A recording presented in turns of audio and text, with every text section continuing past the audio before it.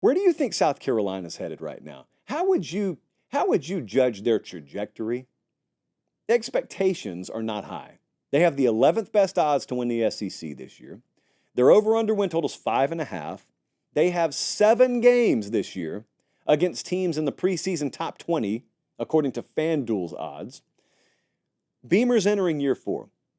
So the first year they overachieved, and he went 7-6. The next year they overachieved, and he went 8-5. Last year fell back a little bit. They went 5-7. There are a million variables that go into those sorts of things, not the least of which is injury. You don't have the kind of depth 1 through 44 at a place like South Carolina they do at Georgia, or they do at Alabama, or they do at Texas. The ball bounces a weird way. The schedule could be tougher. So there are a million different things that can happen there. How does 2024 impact all this is my question. Because there are some undeniables about South Carolina. Like, we were over there for the spring. We took the speaker series over there, and Shane Beamer, his entire staff, great to be around. But I spent the whole day over there, talked to like a couple dozen people. You work out with the strength staff. You meet with as many coaches as you can. You talk to as many off-field personnel types as you can. It's a great environment. It's a great culture. Hey, media department over there does a heck of a job, just a bang-up job. There's excellent vision. There's excellent buy-in, all of the intangibles. It's a great place to be in the spring and the summer, and you could walk away from there, and you could be telling your buddies, you could be texting them on the plane ride home, South Carolina's a dark horse playoff contender. You'd feel that good if you were over there.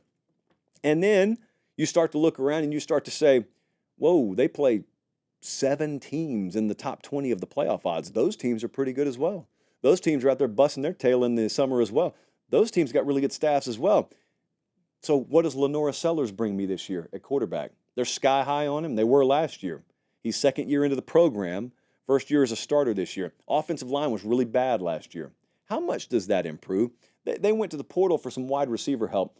Who's their wide receiver one? Does that room, do the pass catchers fall in line? Does it matter if the offensive line doesn't pan out? Defensive front could be pretty good for them.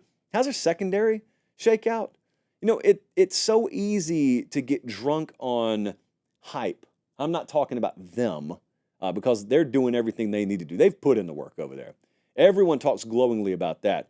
But the thing about it is you don't win games statistically in July. You put in the work that's going to show up in the fall. But when it's 23-23 late against Texas A&M or Missouri or Ole Miss, all 3 of whom they play at home, the way those games go is the difference between 6-6 and 9-3, and it's just the perception is way different based on those outcomes. You never know. You can feel good that you've closed that gap, but you never know. You never know until those fall Saturdays arrive.